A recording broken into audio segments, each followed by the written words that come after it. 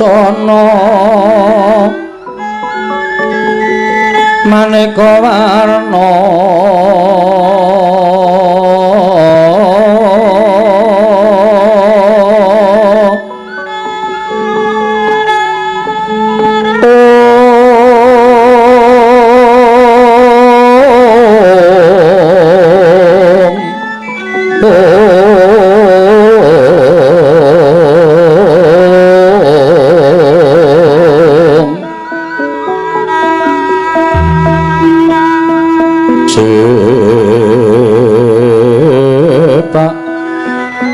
Puspiteng Udyana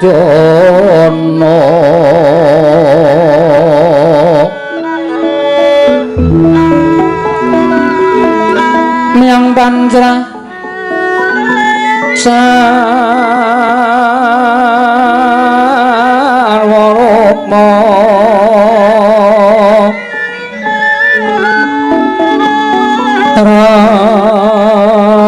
Ranggeng Manik Nara Narawata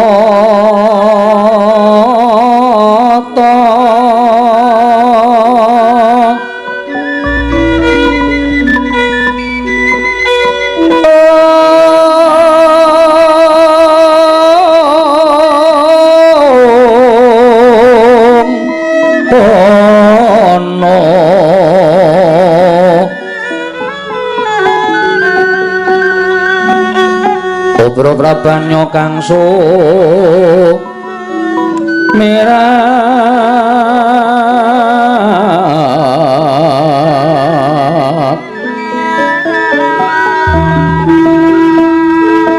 kenyaring tejo leliwaran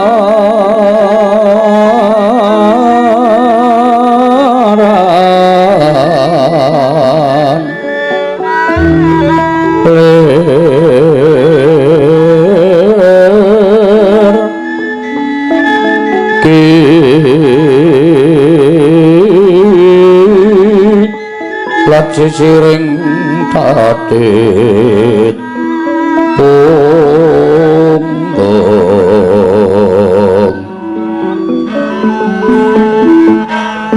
wimbo kekanggo amrih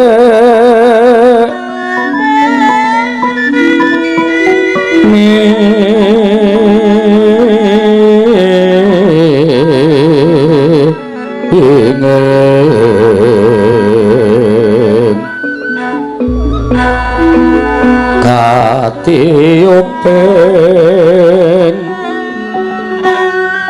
Maruta Mando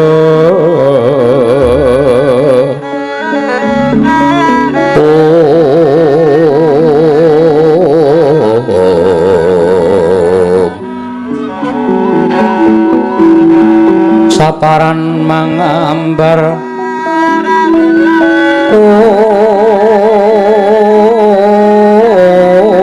ngas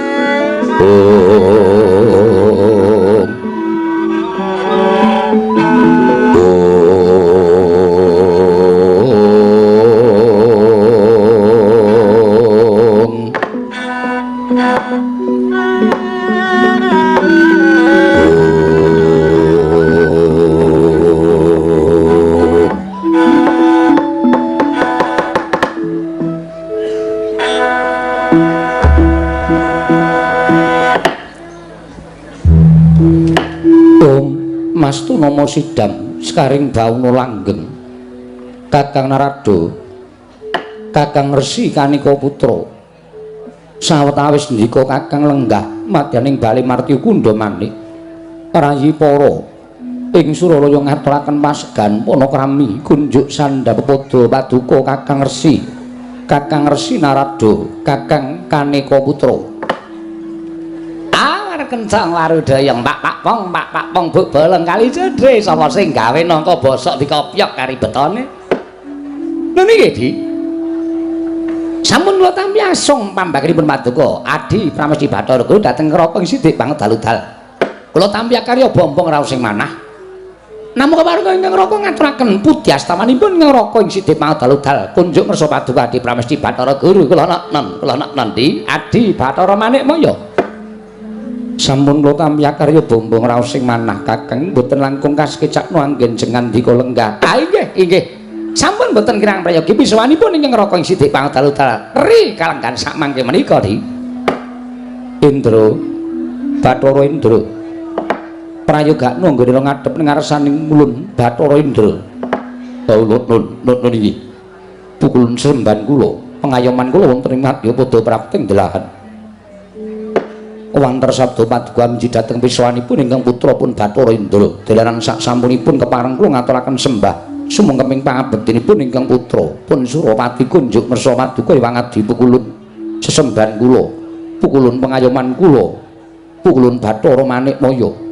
Ya Bathara Indra Luntomba akarya bombong tias ulun ora liwat pangestu ulun tampanana kula pundhingga jimat paripin dayana ing kasantosan prayogakno nggone ngadhep Bathara Indra sampun boten kirang prayogi pisawanipun ingkang putra pun Bathara Indra Wangadi Pukulun apa dene sira Yama Dipati prayogakno nggone ngadhep ana ing Bali Martikunda manik dina samengko iki Yama Dipati Pukulun sampun boten kirang prayogi pisawanipun ingkang putra pun Yama Dipati namung dhereran sak sampunipun kepareng kula ngaturaken sembah sumengkeming pangabekti kula kunjuk sandhap peputu paduka Wangadi Pukulun.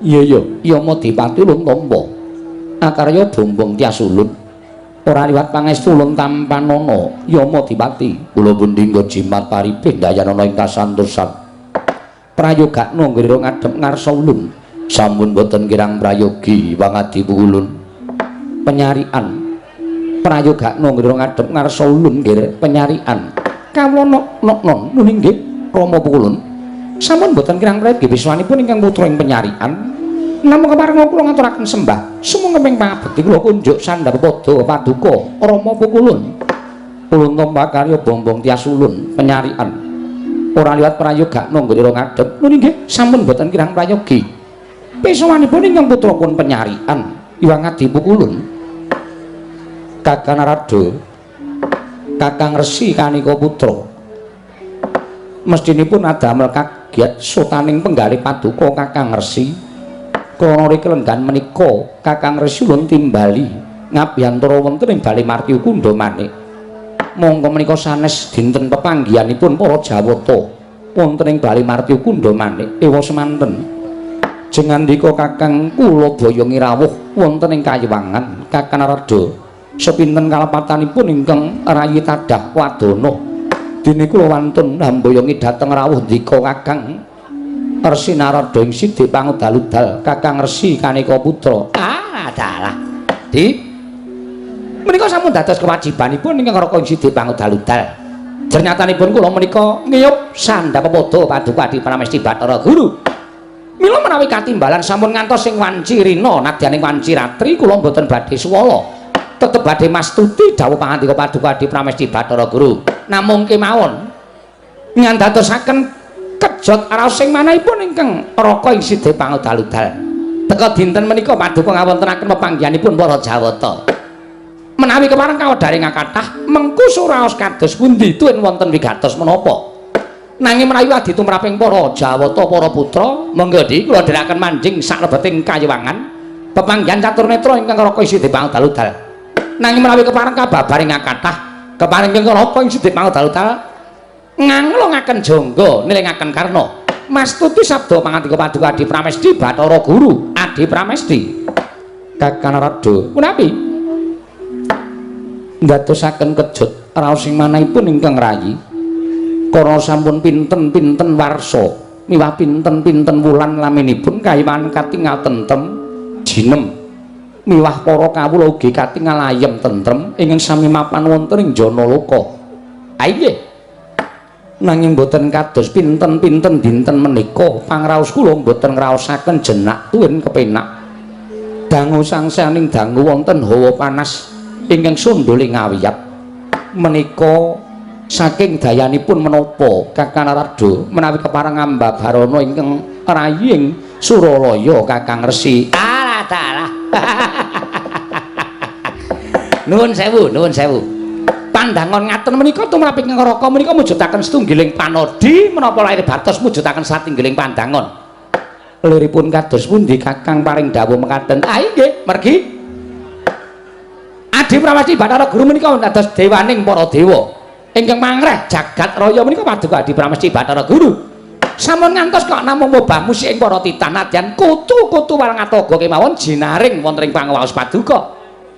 Nanging sabab menapa namung babagan perkawis gara-gara ingkang boten damel jenjem tuwin konjem penggalih paduka teka paduka miji dhateng ingkang Ngaraka sithik pangudal-udal. Ah, menika naminipun nguyai seganten. Paduka sampun priksa nanging badhe nyobi dhateng Ngaraka sithik pangudal-udal. Mboten Kakang. Ngibaratipun kula ingkang damel cangkriman mboten wonten jamak limrahipun. Kula ingkang anyangkrim utawi ambatang cangkriman menika mila Kakang kedah paring dawuh angka kalih. Kakang menika dados kami tuwaning kayiwangan. Nadyan kula menika dados nalindraning kayiwangan nanging mboten kenging nilar dhateng kami tuwaning kayiwangan. Dosa menapa ing badhe kula sandhang menawi kula wantun nilar dhateng pangawaos paduka Kakang Resi Narada. Kakang Resi Kanika Putra. Ah, dalah iki. Menawi kanthi dasar papadan kados mekaten, kula badhe munjuk atur.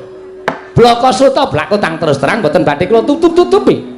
Menawi Adi Pramesti Bathara Guru paring pangandikan kados mekaten, estunipun ugi cocok kalian rantamaning manahipun ingkang Ngaraka sithik banget daludal. Sawetawis dinten menika kula ugi ngraosaken mboten wonten raos ingkang sekeca. Tuwin dangu sangsaning dangu Kayiwangan Suralaya wonten daya panas. Mongko sareng kula tilingaken paningal kula. Kula mboten nyumurupi satunggiling titah ingkang wantun rak pacak nerajang perbatang wonten lemah sangar kayu aeng pandhita tapa ingkang damel gara-garaning kayangan.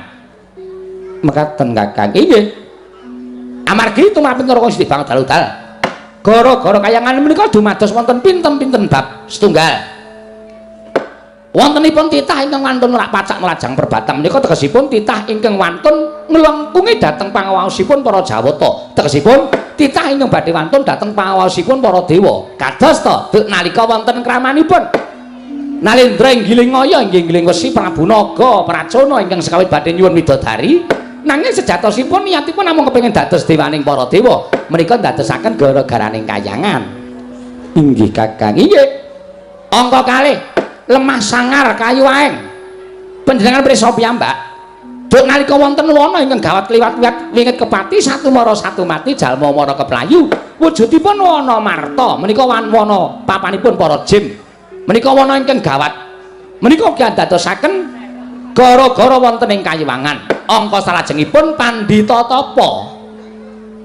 tapa menika nuwun sewu kathah sanget para brahmana wasu pitri para resi ing sami anglampahi tapa saking sekungipun anggenipun lampah tapa wekasan daya kekiyatanipun saged sumundul wonten ing kayiwangan. Monggo perangan menika kula padosi mboten wonten titah ingkang badhe nerak pacak nerajang perbatang nglangkungi pangaosipun para dewa mboten wonten lemah sangar kayu aeng wonten ing jagat menika sedaya sampun sami tawa tawi tawar tuwin mboten wonten pandhita ingkang lampah tapa. Ah malah menika sak mangke monggo dados kewajibanipun Adi Pramesti Bathara Guru lan Ngaraka sithik pangdal-dal sumados aniti preksa wonten menapa ta sababipun dene kayiwangan teka wonten hawa panas ing nadyan boten patosa panas namung manget-manget kemawon namung saged ndadosaken bingunging para Jawata menika monggo sami dipun upadi lan Ngaraka sithik pangdal dadi Adi Pramesti Bathara Guru anjrah ingkang Guswita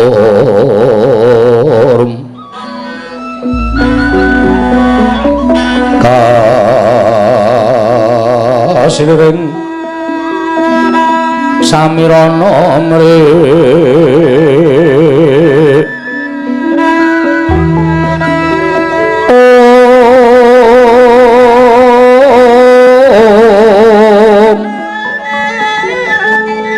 sekar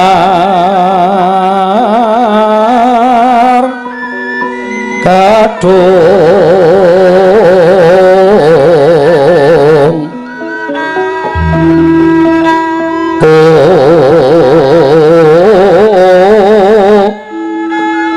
ngas kandanya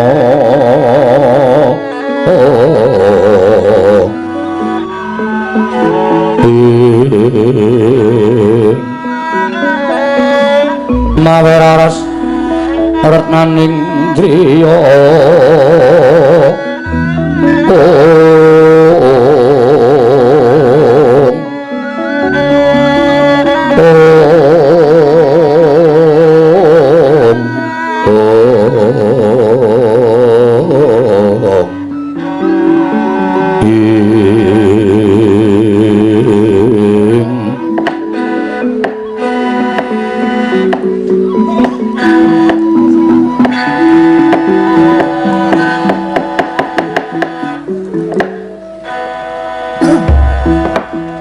Kakang Narada menawi andika kakang paring dawuh ing mekaten ing ngrayi ing Suralaya nedya nglejah duwe anggelar dhateng kawontenanipun jagat inggih menika langkung prayogi jer wonten ing jagat menika namung werni kalih wonten padang wonten peteng wonten rina kelawan ratri miwah wonten ala kaliyan becik nggih kula ugi pitados wonten salah beting gesang wonten ing Janalaka menika namung kaparingan kalih inggih menika padang peteng bungah susah bejo cilaka ala becik lan awan bengi kasinggihan mekaten monggo peranganipun jagat menika rikelenggan sak mangke ingkang nembe dados lakon inggih menika mboten sanes kejawi namung putulun para Pandhawa miwah putu-putulun para Kurawa ingkang benjang badhe nglampahi perang ageng inggih menika winastan Baratayuda Jaya binangun Pandhawa mapan wonten ing kabecikan mondene Kurawa mapan wonten ing angkara murka menika sampun kinudrat dhateng panguwasipun para Jawata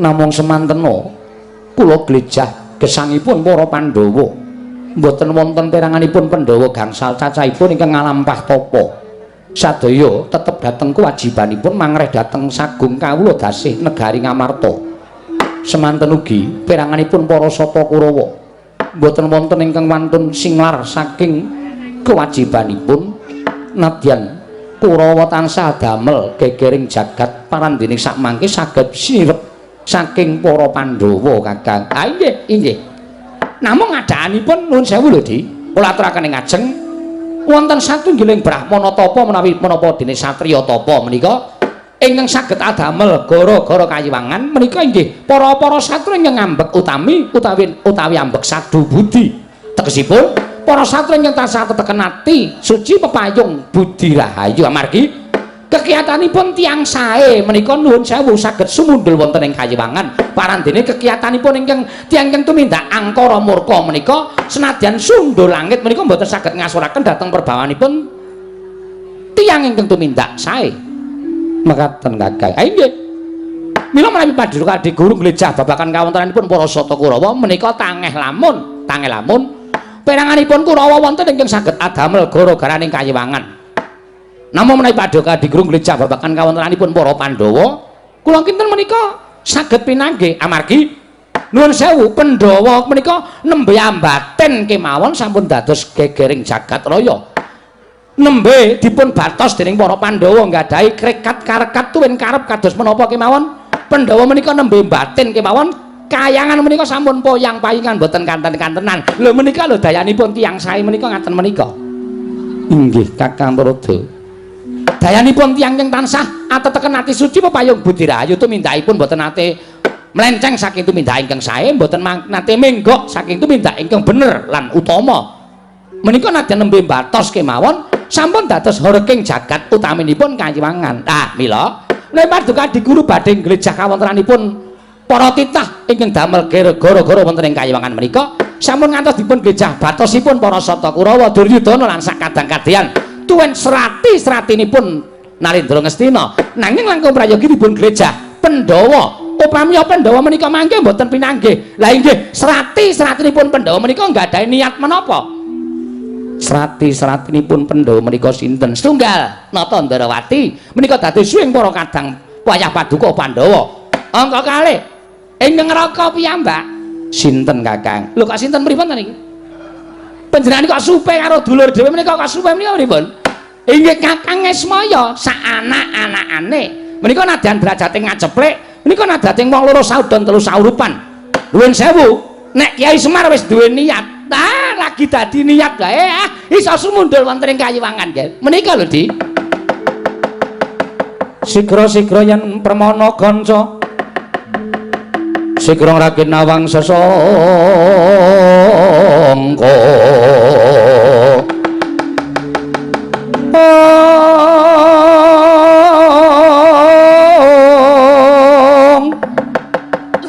Nalendra mbek marwa sing sang katri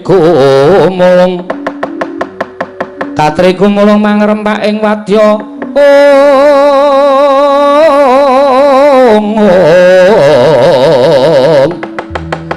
Purda kurore kagiri-giri nanggono magawe gelar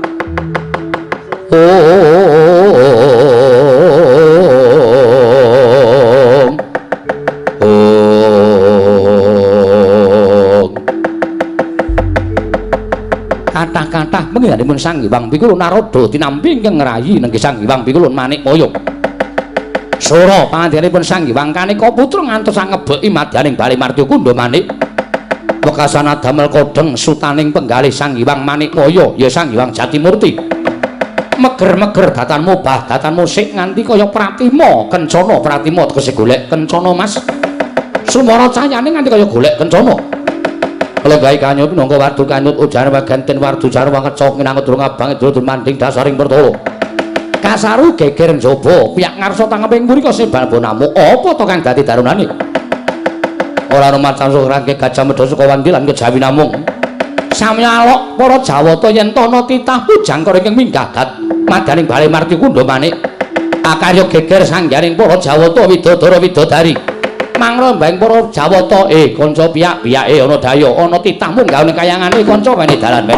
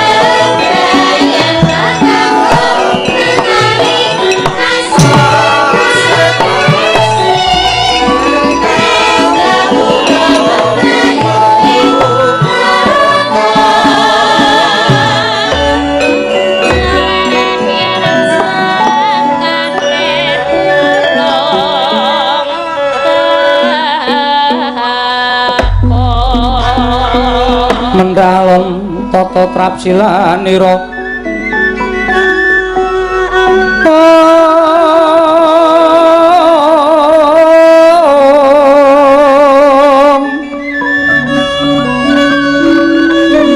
ngacomaken astanira kalih astanira kalih pisan yen ngandika magawe obranta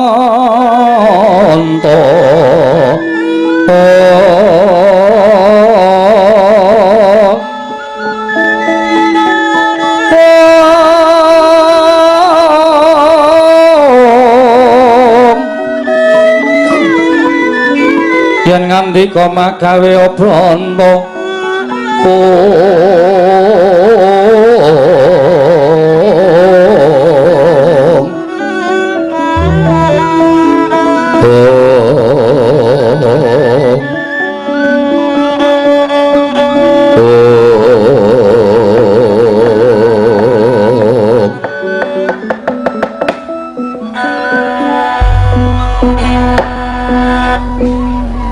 Mastu nomo sidam sekaring bawuna langgeng Kakang Rada menawi geger para Jawata kang samya sumewa wonten ing sakjawining Bali Martya Kundamanik samya alok yen ta wonten titah ingkang minggah kayiwangan jagat Dewa Bathara boten kanyana-nyana kayiwangan wonten satunggiling titah ingkang sowan mongko sareng kula waspaosaken menika mboten pangling Panakawan Petruk kalian Bagong Kakang. Dalah. Kayangan ki paling ora sing sowan ki ya ratu. Apa pendhita kok cah edan-edan iki. Lah ngapa sowanan ning kayiwangan? Lah menika lho Dik, kula menika gumun lho. Ing atasipun namung drajating kawula cilik ning kok mboten kenging daya kekuatanipun Bali Martya Kundamanik. Ing atasipun para ratu kemawon menawi sowan wonten ing kayanganipun kedang nglakoni poso samboten-botenipun resik lair batosipun ajrih menawi kenging walat. Lah capira Bagong menika sowan Sang Hyang Bathara Guru kok mboten ndodok mboten laku napa-napa malah tingak-tinguk kaya wong gumun. Lah napa wonten titah sing wantun ngitungi asta panjenengan? Nek mboten Bagong ora mboten wonten to mangka ya luput senjata tawa mboten kuwalat kalian panjenengan. Gong, iki kayangan le. Ha iya. Aku kok ora mlaku ndodok iki pukulun Sang Hyang Bathara Guru iki sembaning para titah. Weh, kuwi guru kan? Heeh. Kok muridé rong teko? Bathara Guru. Bathara Guru. Wah. Mencorong sandangane ya Truk. Saka Mutiara Jamrut Ergeni kowe netel Mutiara siji kae iso tanggo urip 7 turunan. Tetelke Truk. Aja. Ora wani kok tetelke ora. Malak ning. Lho kok malak piye? Tangane papat ya. Hyang Bathara Guru tangane papat. Wah nek adoh suwe kuwi. Mergane keleke ning ngosoki papat. Tenan ora. Lah Petro. Wonten dalu Pukulun. Kita sowan ya kena ning Suralaya ning mbok ya sesuk meniki nek sowan ki ijen. Ora kan dadak ngejak Bagong. Walah. Para dewa dah ora kajen musuh Bagong nek carane kaya ngene iki. Ayo Hyang Bathara Guru kok denekke keleke papat. Monggo ulun ki ndereke panjenengane wis mangabat-abat rong tau wani karo Hyang Manik Maya. Lah kok iki bocah iki sore kawani karo Sang Hyang Manik Maya ki. Dalah. Terus iki tep apa wong e, Truk? Ayo wong ayo kok omonge tanpa pedhot ndak bener. Hyang Bathara Narada. Weh, iki apa? Sing sok diomongke bapak kae lho. Wah, lagi iki aku weruh. Heeh. Kaya jog jenggon. Jog kowe pait. Bagong aja sembrono tak idak modar kowe. Weh lah, gedhe aku kowe. Gong. Ora ngawur to kowe iki. Konjur arep nang kayangan arep ngawur ora. Panakawan wonten dawuh Pukulun. Aja kladuk wani kurang geduga, Bagong. Dalem. Kita aja rame. Aku Pawita. Kowe kuwi, hah? Lah kok muni Wita aja rame. Kita ki kowe. Aku kita. Berarti aku nek munggah kayangan jenengku ganti kita. Ora ya tetep Bagong ning celu-celane nek nyebut kowe iki kita. Wah, ngerti ora melu mumet aku nek carane. Kata-katane iki beda karo nggone dhewe. Bagong ulun isih gedhe palimarma ulun marang jeneng kita. Aja gawe geger. Mengko mundak kita kena walap. Aluweh. Kowe kuwi lho kita. Jare Bathara Guru kok ulun. Iki ora rampung-rampung memperkara cah. Mocap petuk siji iki. Ulun ki aku. Nah, berarti ulune loro to. Kae ya ulun iki ya ulun. Kitane mung aku tok. Petruk kantong bolong. Wonten dawuh Bu Ulun. Padha rejo sak prapta kita. Weh, kowe ya kita, Tru. Wis to. Kowe iki menengo sik. Aku tak wangsulan sik. Wah, ora denger aku. Ora denger ya, Ora paham. Angel nang kene iki ditelusuri kata-katane iki angel. Wis wangsulan, Tru. Menamit pasang Kalimantabe dina-dina iki lho duni dumawing tawang towang. Tinepatno ing tulak manu Bu Ulun. Nering sambika sowan kula tebih saking Rubeda kepareng kula ngaturaken sembah pangabekti kula kunjuk. Iya Petruk ulun tampa ora liwat pangestu ulun tampanana kula pun dinggo jimat paripin dayana ning kasantosan. Petruk kantong bolong padha raja saprapta kita. Nggih, Bu Ulun Narada wilujeng bekti kula kunjuk Bu Ulun. Ya ulun tampa karya bombong tias ulun. Ora liwat pangestu ulun tampanana ya Petruk. Kula pun dinggo jimat paripin dayana ning kasantosan. Pono kawan Bagong padha raja saprapta kita. Inggih Bu Ulun kita sowan ring Sambikala. Kepanen kula ngaturaken bekti kula kunjuk ngersanipun paduka ulun. Hai. Ora dong. Piye terus? Salah apa bener? Salah. Ora. Iwang Pikulun Bathara Guru. Iwang Pikulun Bathara Gulu. Guru kok gulu. Ketrikel ilate. Ya Bagong ora dadi ngopo. Gandeng kita kuwi atmajaning Kakang Ismaya. Mula ulun paringi pangapura.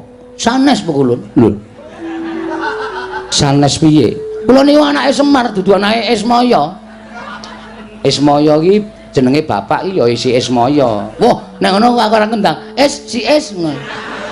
Pak Es. Si Es. Pak Es. Bagong Wadaraja saprapta kita. Wah, iki lakone iki. Pangestunipun Iwang Pikulun Narada. Nering Sambikala Pikulun. Ayo syukur. Ayo iya. Wah, cah edan tenan ora. Wis dewa ora kajian iki wis ora.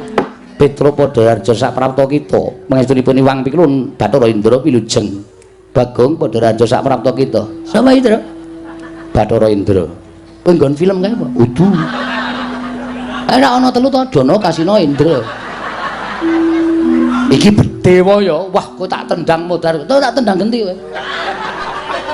Ora ngerti kok arep ditendang ora. Bathara Indra. Oh nggih Pukulun Bathara Indra. Bekti kula katur nggih Pukulun. Iya. Ulun tampa Bagong prayogakna. Nun nggih sampun mboten kirang prayogi. Petruk padha raja sapraptamu. Pukulun Yama Dipati wilujeng. Oh iki bahaya lho, Gong. Hah? Iki bahaya. Iki sing tukang jabut nyawane titah. Iki mbok mburi ya. Bagong padha raja sapraptamu. Sapa, Tru? Yama Dipati. Iwang Pikulun Yama Dipati wilujeng.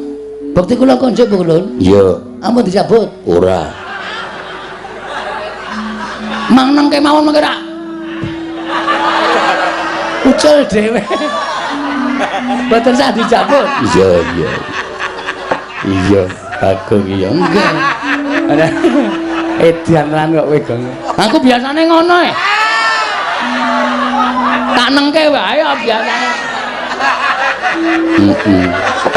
Petruk kantong bolong padha raja sapraptamu. Pangestunipun Pukulun Penyarian wilujeng bekti kula kunjuk. Iya Petruk. Pangestu tampanana. Nggih. Bagong padha raja. Sapa ki, Tru? Penyarian. Oh, pacare. Udu. Pukulun Penyarian. Ayo ki nang kelurahan Carik to. Ora. Penyarian ya pokoke sing nyateti apa-apa. Sekretaris maksudnya?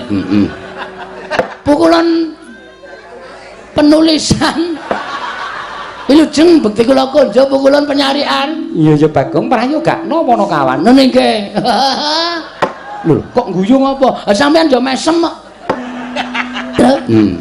Berarti aku nang kene iki entuk masa. Wah, gayamu ora. Pukulan penyarian ketoke seneng enak aku ngomong terus iki. Iya ning iki ning kayangan kok ndak nek Iwang Pikulun Bathara Guru ngendika Bagong aja sembrono. Ulun sotke dadi cacing. Iso dadi cacing tenan. Waton ora ketemu wong mancing lho. Ha iya. Nang ketemu wong mancing cilaka aku ambeng ditemleki nggon pancing cemplungke banyu diseret karo wader. Wader ya apa? Rara. Petro dalem Pukul. Ana wigati apa kita sowan? Apa saka karsanira pribadi? Apa pancen diutus dening wong atuamu Kakang Ismaya? Menawi lepat diagung pangaksami kepareng kula ngaturaken tebah Siti Sekul binunteling ron klapa. Apuran ta mbok bilih wonten lepat kula nggih kula munjatur sapa paduka Iwang Adi Pukulun. Petruk kaya ora dadi ngopo matur sembah nuwun. Ndungkap angka kalih wale-wale menapa Pukulun? Sowan kula wonten ing kayiwangan menika sayekti mboten saking kajengan kula piyambak. Namung kula menika dapur dipun utus. Sapa ingkang ngutus? Ah nggih Bapak Semar. Inggih, Bapak Semar nggih Kyai Nayantaka. Ya Sang Hyang Ismaya. Nuwun sewu malah samangke kula badhe nanjihaken. Kondange ngake padha nyebutake nek Sang Hyang Ismaya niku nuwun sewu kadangne sepuh Bathara Guru nggih panjenengan. Niku janjane niku napa ming cerita napa asli? Iya pancen nyata. Kakang Ismaya kuwi kadangku tuwa. Weh bener, Gong. Bapak iki jebul kakangne Bathara Guru. Ngopo bapak dadi kere ning jagat ki? Ngerti dadi dewa, malah mulya dhewe ya ora kedungsang-dungsang uripe. Kakane Bathara Guru kok ngere nang Karang Kadempel mangan intip kaya banyu. Dikopiok nang weteng. Arene ra ya mamane paling ora roti ya ta. Ning bapak kuwi seneng ngono kae kok. Wah, Semar iki pancen aneh. Nah nggih, nek ngaten kula ngaturaken panuwun. Lah, dene wigatosipun Pukulun, mboten sanes sestunipun bapak menika bingung. Bingung perkara apa? Bapak niku janjane mung kepengin duwe kajat nggih menika bangun desa. Semar menika pengen bangun desa. Wah, lakone Semar bangun desa iki. Wis dibedhek ora, aku iki senengane mbedheki ngono kuwi kok, Gong. Soale wis saking kerepe. Iki nek aku ora gawe sanggit liya. Lah iya, ndak padha karo ning YouTube. Endi? YouTube. YouTube ki sapa? Bakule bakmi. YouTube ki teknologi kok. Kene ra ono YouTube ora. Lajeng. Lho kok lajeng kowe iki ngopo? Sing ngendika kono kok. Iya iya. Salahe do ora omong. Aku omong dhewe. Sak banjure piye? Bapak bangun desa menika kok mboten bangun perkara papan sing magrong-magrong, papan sing becik, sing apik, utawa bapak niku pengen bangun omah sing wah luar biasa menika mboten. Ning kersanipun bapak menika mbangun lahir lan batin, ya lahir, ya batin. Panggesanganipun para kawula, uripe para panjenengan masyarakat Karang Pradesan menika supaya mundhak ya bab ketukulane, ya bab ayem tentreme, ya bab nggone gotong royong menika supaya sengkut gumregut. Mula bapak kepengin bangun desa sumados mujudake desa ingkang sae inggih menika desa Karang Kadempel. Inggih samukawisipun ya bab menapa kemawon mergi sakmangke menika nadyan sampun sae ning ibarate aja kok banjur marem merga kahanan sing wis ana. Ning luwih becik ditingkatake lan diundhakake supaya luwih monjo lan luwih kabiyawara. Iya Petruk. Nggih. Cobi to. Nek teng pundi-pundi bedaning panembah, bedaning kapitadosan menika dados sarana cecungkran.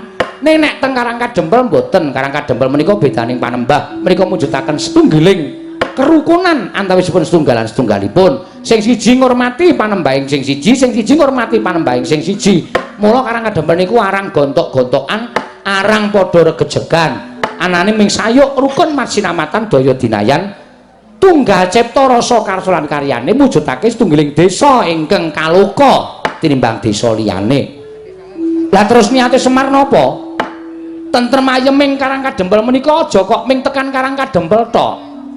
Sing jeneng napa-napa niku isane gedhe niku apike saka cilik. Mengke nek ujug-ujug gedhe niku terus jeblok. Ngoten. Iya Petro. Nggih. Mula saka cilik sing jeneng arep tekan dhuwur niku ya alon-alon le munggah aja terus mencolot. Mengko nek kepleset ndak malah gegeblak, malah ora apik. Lah niki gandeng Karang Kadempel niku wis apik digawe apik meneh supaya desa kiwa kineng tengening Karang Kadempel niku padha kepengin tentrem kaya Karang Kadempel terus tiru-tiru supaya kiwa tengening Karang Pradesan Karang Kadempel menika padha kepengin tentreme kaya Karang Kadempel terus melok-melok sing dikersake bapakne Semar. Ngono Petro. Nggih. Lah ning bareng wonten niku kula sarujuk, kula mathuk, kula cocok. Ning kok terus Semar kendel mawon. Bapak niku meneng mawon. Lah terus kula jawil, jane apa Pak? Ana bab sing abot apa piye?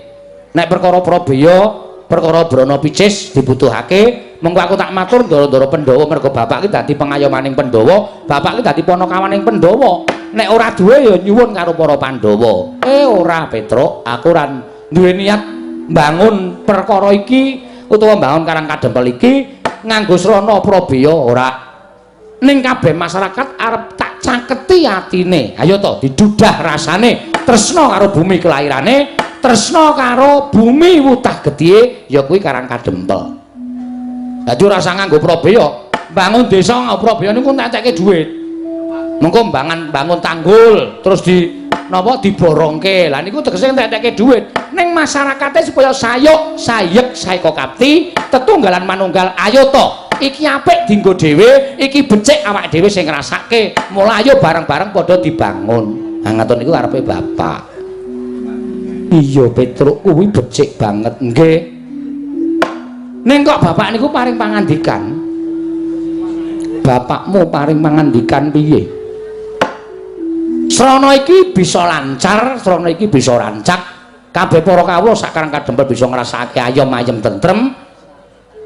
Waton syarat sranane kaya sing nalika aku ngimpi kelakon, Truk. Bapakmu ngimpi apa? Bapak niku ngimpi methik Sekar Jambu Dipa Nirmala kalih Pelem Pertangga Jiwa. Niku sing abot teng mriku niku. Bapak niku ngasta kondur wujudipun Sekar Jambu Dipa Nirmala kalih Sekar Pelem Pertangga Jiwa. Mongko Jambu Dipa Nirmala Pelem Pertangga Jiwa niku thukule ming neng kayangan. Lah terus kula cancut, saiki gareng piye sing tuwa? Sago munggah kayangan ora? Gareng sambat nek awake lara kabeh.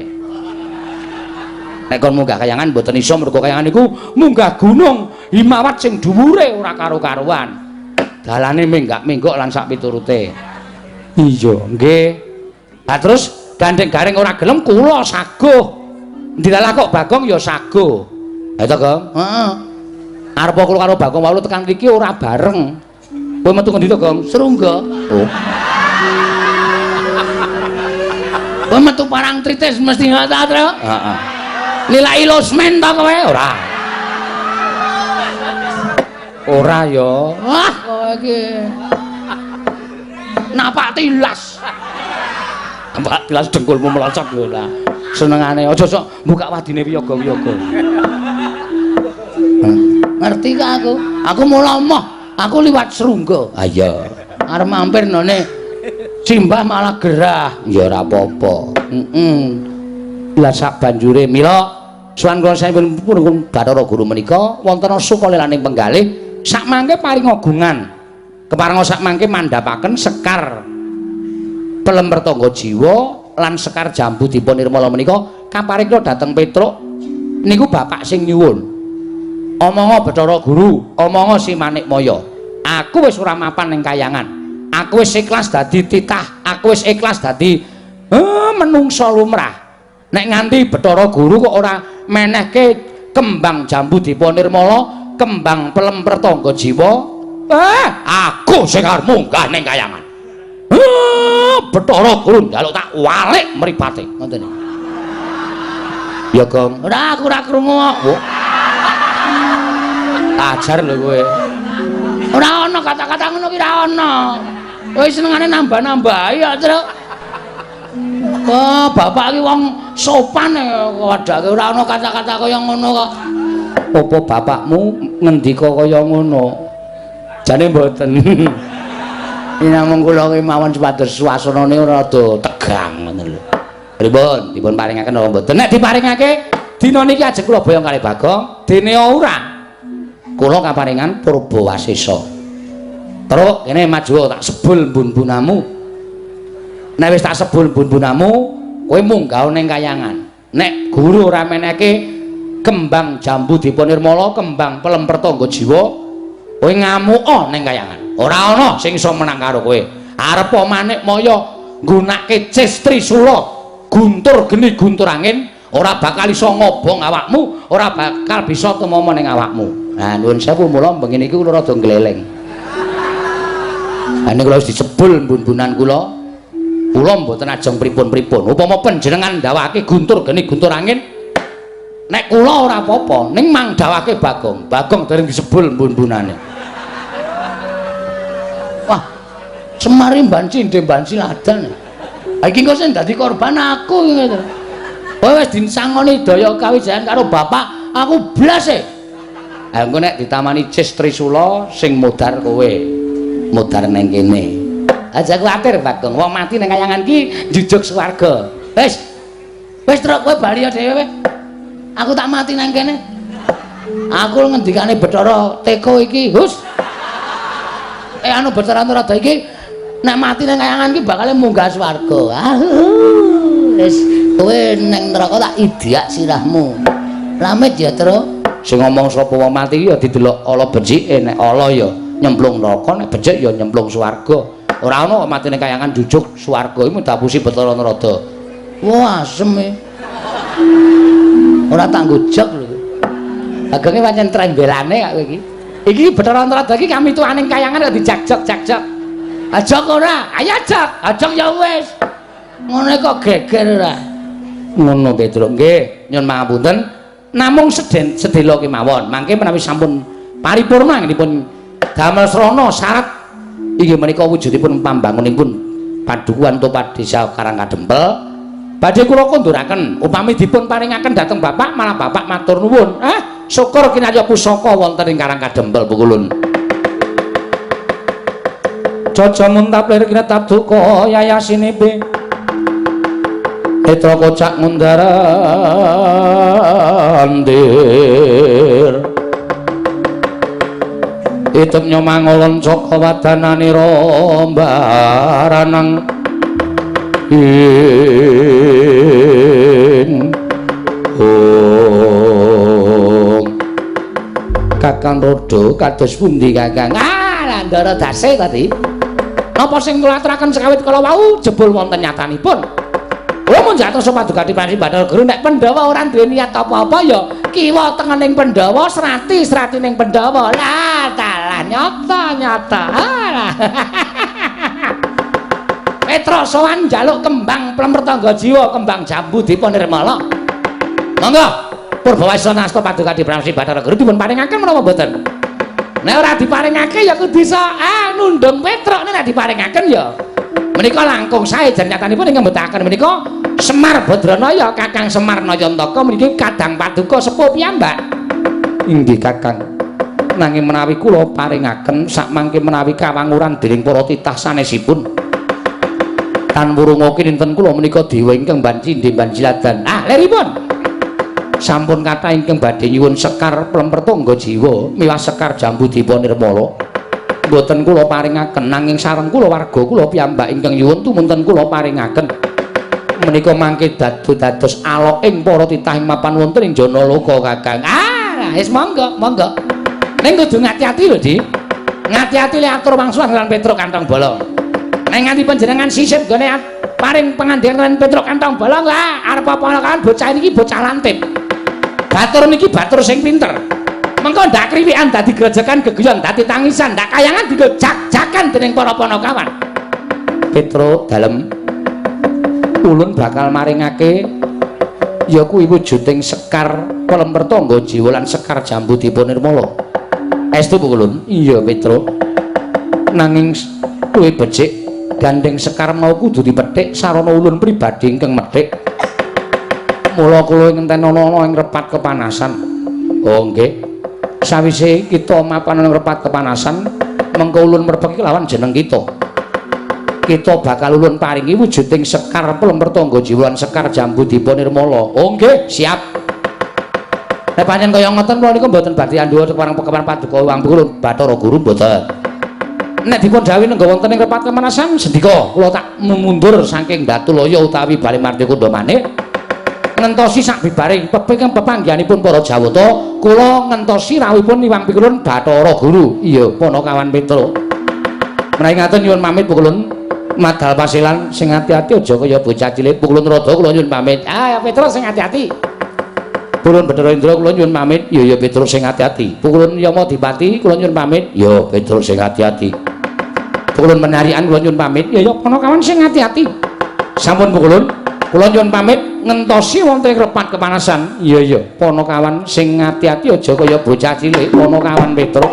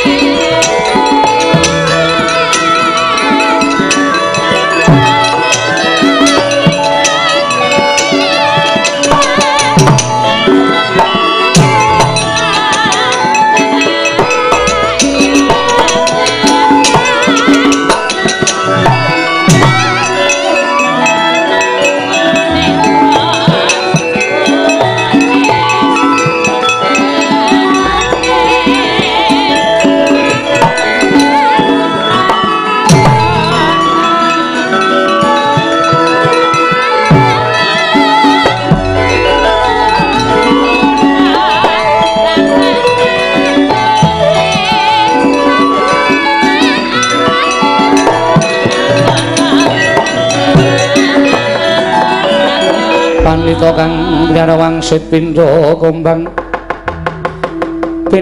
ngajaping tawang susah angin ngendi nggone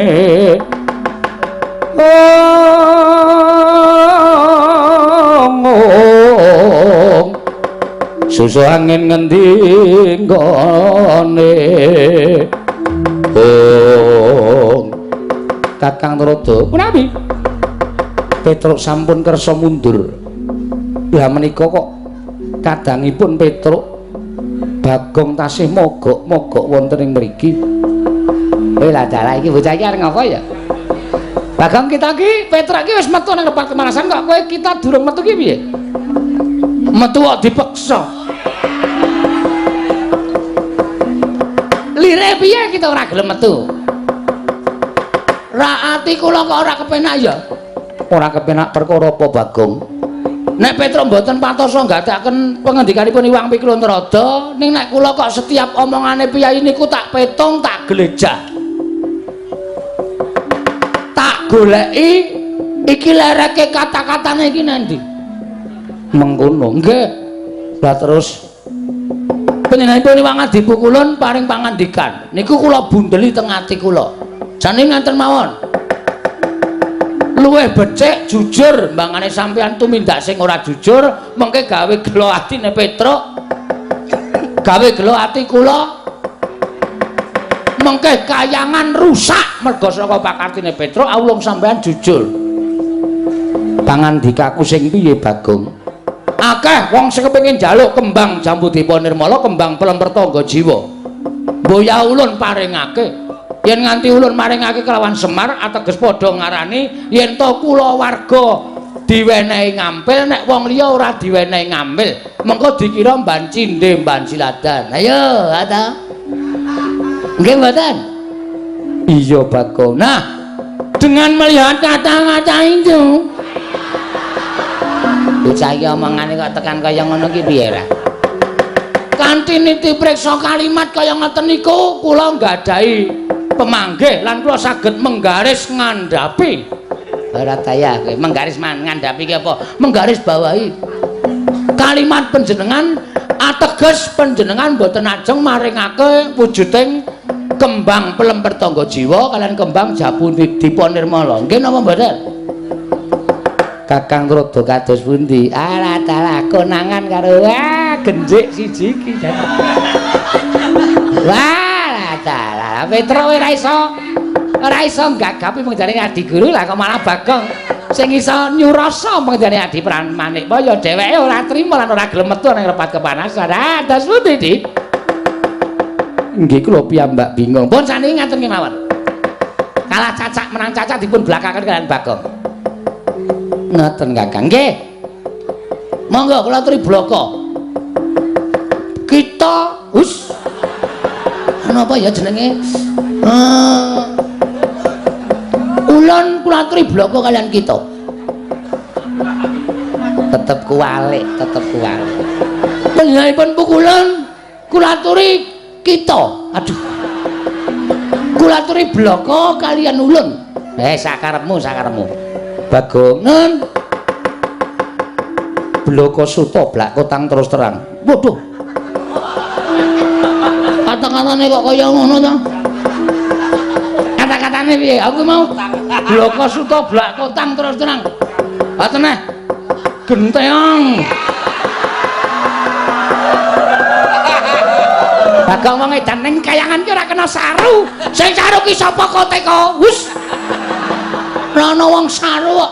Mengiroke blak kotang terus terang kok. Saru ora. Prasaja wae. Nggih. Yen to Semar bakal nyuwun pelem pertangga jiwa wujuding kembang lan kembang Jambu Diponirmala. Yekti Semar nerak pacak nerajang perbatang. Lho, sebab apa? Aduh.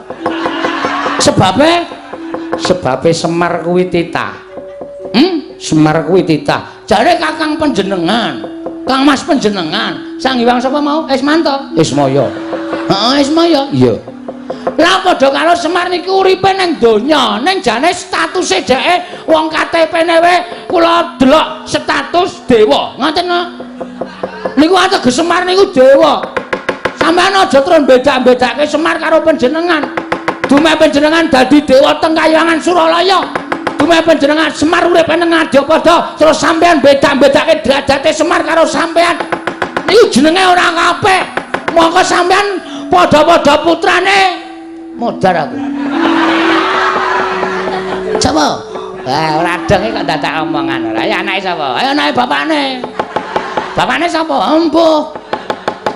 Sang Hyang Bathara Tunggal. Nah, Sang Hyang Bathara Tunggal. Sing biyen jare lahir ceprot wujud ndok. Nggih to? Ngerti kayangane tak dadar. Modar kabeh sisa. Mak goreng kei Lombok ora ana Bathara Guru, ora ana Ismaya, ora ana Seja Mantri. Mlebu ning wetengku kabeh. Wah, cakok nekate kaya ngene lho. Iki ning kayangan kok nekate sak penake dhewe iki piye? Tetep ulun ora bakal maringake. Nek ora gelem maringake, Petra wis diparingi daya kekuatan karo Semar. Rawe rantas malang mesti bakal tak putuk. Dawuhe Bapak Bagong, kowe anakku sing tak tresnani. Petra tak wenehi kekuatan. Aku percaya karo omonganmu. Merga kowe iki tim sukses Semar Badranaya. Mula kowe kudu iso omong ning ngarepe Bathara Guru. Nek pancen Bathara Guru menehake sakaremu tawane Purbawasesa, aku kakangne Bathara Guru, kowe wenang gawe geger ning kayangan.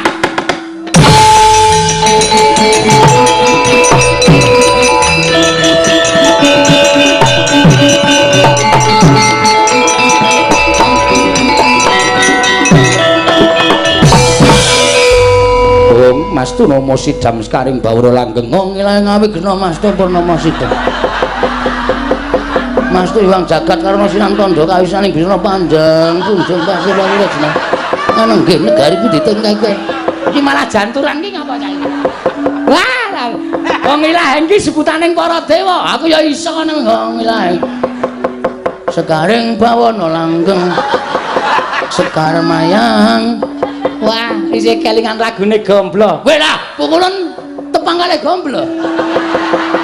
Ayo sembuh ora caturan ora. Aku ngerti lagune ora. Iki sapa iki? Bathara Indra, ngati-ati ya, Nger, ngati-ati. Nek musuh liyane kita kena sembrono ning bocah iki ndugal kewarisan. Ngerti ta kowe kedadiane Bagong iki saka sapa?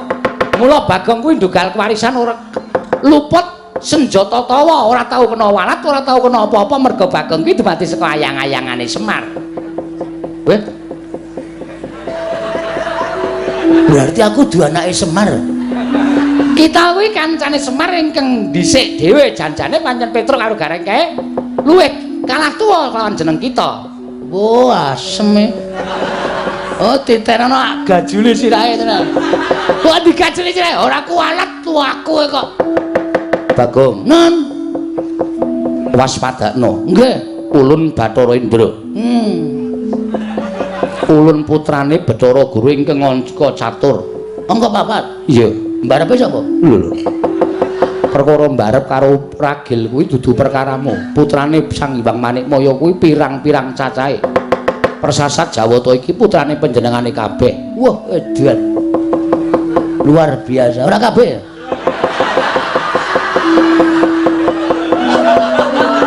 Apa ora? Kok Bagonge omongan iso ditekuk-tekuk ora. Kuwi jenenge nyalahi peraturan ning pemerintah. Ana apa? Apa gunane ana BKKBN? Penyuluhan keluarga. Kena ngapa Bathara Guru anake pirang-pirang. Kuwi teges ora iso dadi patuladaning para titah. Dene dawuh karo para titah, cukup 2 saja. Apa itu? Ha iki kok anake sing nganggo papat. Sendra, iki gek ditonyo ngono wae malah sekarang kok. Aku ditonyo, aku tiba ndene ngenengi teko, tumplak kabeh. Ora dojok kabeh sewengi. Wah, lah trondolo tenan ki wae sumuk malahin aku. Gagas Bagong malah keingetku dileweran ora karo-karuan. Bagong kita aja wani karo Kanjeng Rama Pukulun. Mergane Rama Pukulun, lho, Rama Pukulun ramamu apa piye? Mulai wong Adi Pukulun tumindake ora jujur akon karo Petruk nunggu ning jaba. Ning jebul panjenengane arep blenjani karo Panakawan Petruk. Monggo Petruk iki kakangku. Sing dikongkon karo bapak ki werna loro anake Semar siji Petruk loro Bagong. Nek Petruk ora dong kalimate utawa pengendikaning para dewa, Bagong sing iso glejah pengendikaning para dewa. Mula wektu dina iki kula njaluk keterangan sing gumathok. Nek ora dikekke Sekar Plemper Tangga Jiwa, Sekar Jambu Dipa Nirmala, Lena Pangendamu penek dhewe. Lho. Dadi penek dhewe apa enek wae. Aku kulino nyolong. Nah, apa enek tak yok. Gogrok kabeh kembange. Aja ngawu gawan ngawur. Ya wis men. Yen kita wani kalian para dewa, tegese kita bakal cepak pati kita Bagong. Pancen kuwi sing tak gayo. Urip ngopo bendina mung bayar kreditan wae. Esuk 2000, awan 2000, sore 2000. Uripku ki wis rekoso. Ciduk wae tak kredit kok. Lah ciduk kok dikredit kebangetan ora. Ya men sak karepku. Sedeng rusak urung lunas ya wis ngrekoso malah uripe. Kita metu njaba tunggu ning repat kepanasan. Mboten. Kula tetep ajeng nyuwun keterangan. Diparinge napa mboten? Yen diparingke kayangan ayam ayan tentrem. Tentrem. Yen ora diparingke dening Wang Pikulun Manikmaya, kerubutan para dewa. Wae lah bocah iki ya suarane kok ya sawenane. Ayo. Sapa kene sing dadi senopati ning para Jawata? Yen perlu ya Allah dipati kon jabut nyawane. Bagong urung jabut nyawa, teteki untune jabuti untune. Sing kondange Wang Pikulun Bathara Brama. Sing iso ngobong apa-apa, apa rumasamu aku ora nggawe ember. Bathara Brama metu guyang legane ngati. Mlebes banyune. Ayo sapa meneh sing arep ngrubut karo Bagong? Nek ora tak kayangane iki ndak dewa-dewa Jawa ora adil. Bangane Semar munggah ning kayangan wong tuwek ketayalan. Luwung Bagong sing ora truma ning kayangan. Metu njaba ora metu ulun bopong ning njaba. Ayo, kowe bopong aku piye kowe Bathara Brama?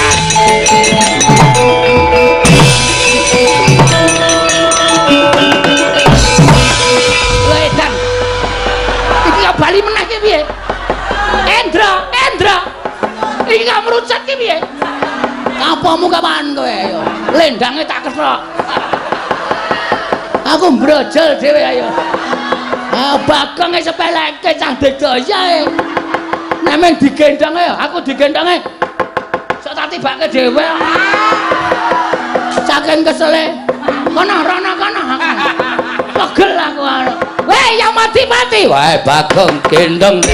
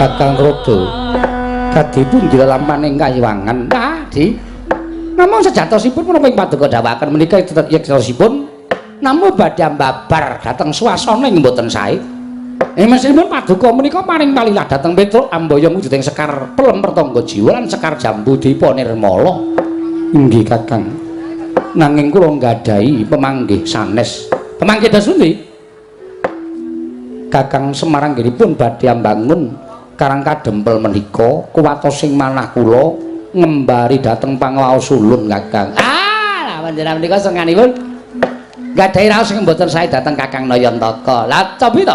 Namung derajatipun desa kemawon lah kok badhe ngembari dhateng Pangwaos paduka Adi Pramesti Bathara Guru menika ora mokal kelampanipun. Nuwun sewu.